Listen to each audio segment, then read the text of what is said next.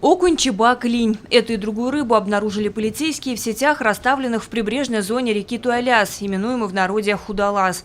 По инициативе прокурора на днях на этом водном объекте был проведен рейд, который и выявил серьезное нарушение закона. Любительское рыболовство запрещает при ловле рыбы использовать сети, электроток, взрывчатые и химические вещества. Незаконная добыча водных биологических ресурсов может повлечь привлечение к административной, так и к уголовной ответственности. За нарушение правил, регламентирующих рыболовство, может повлечь к административной ответственности по статье 8.37 Кодекса административных правонарушений, что влечет наложение административных штрафов на граждан в размере от 2000 до 5000 рублей, на должностных лиц от 20 до 30 тысяч рублей, на юридических от 100 до 20 тысяч рублей. До 200 тысяч рублей. Также возможна конфискация судна и других орудий добычи и вылова.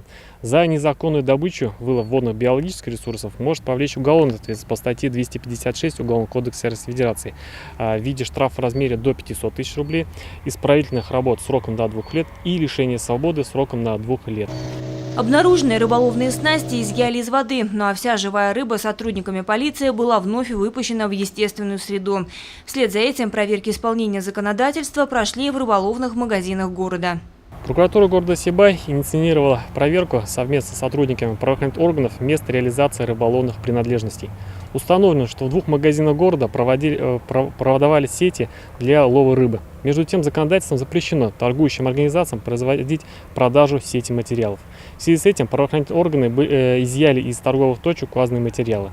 За допущенное нарушение прокуратура города внесла в адрес юридических лиц представление об устранении нарушений федерального законодательства. В правоохранительные органы направлены материалы проверки для возбуждения административных дел по статье 14.2 Кодекса административных правонарушений.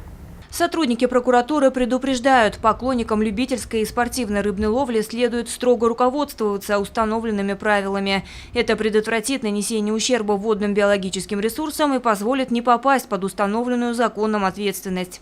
Лиана Кириллова, Радмир Исенгулов, Гульнара Раскильдина для службы новостей.